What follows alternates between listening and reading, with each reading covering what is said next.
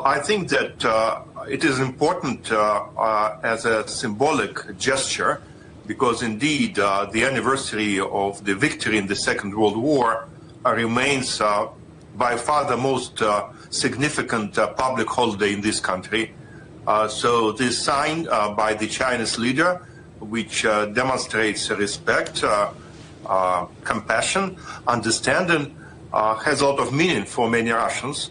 But also we should keep in mind that President Xi was to Russia more than 2 years ago.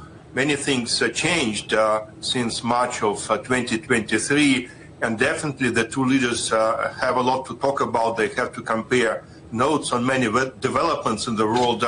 Arguably, the most important of these developments is the change of the political landscape in the United States, and both nations have to react to these changes. Yeah, there's so much going on in the world at the moment. But why do you think it's important to remember the sacrifices made 80 years ago by countries like the Soviet Union and China?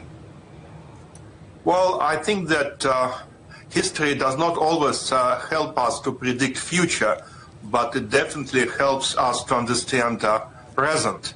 And that's why it is important to keep the record straight. For instance, right now in the West, they often argue that the Soviet Union was responsible for the beginning of the Second World War, which of course is not the case. And the Second World War was not a fight between autocracies and democracies like it is often presented in Europe and sometimes in the United States.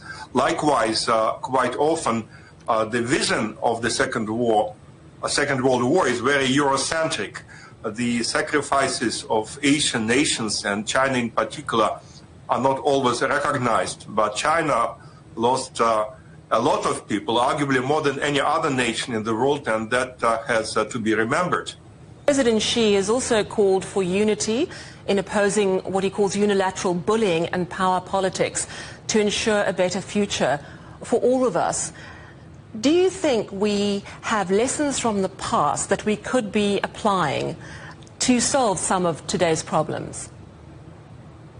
Well, I cannot say for sure, but I can say that I hope that we will have enough wisdom, enough strategic thinking, and enough vision to make sure that we as humanity will be in a position to pass through this juncture in world history without major sacrifices, without another major conflict like the one that ended 80 years ago.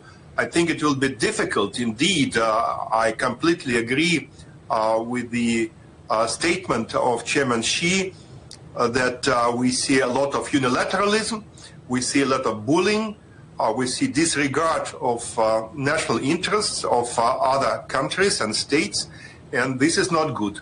However, as a historian, I can tell you that the humankind has passed not just one, but many very critical periods in its history, and it has always managed to survive. So I believe in common sense, and I believe in the natural instinct of self-preservation, if you wish.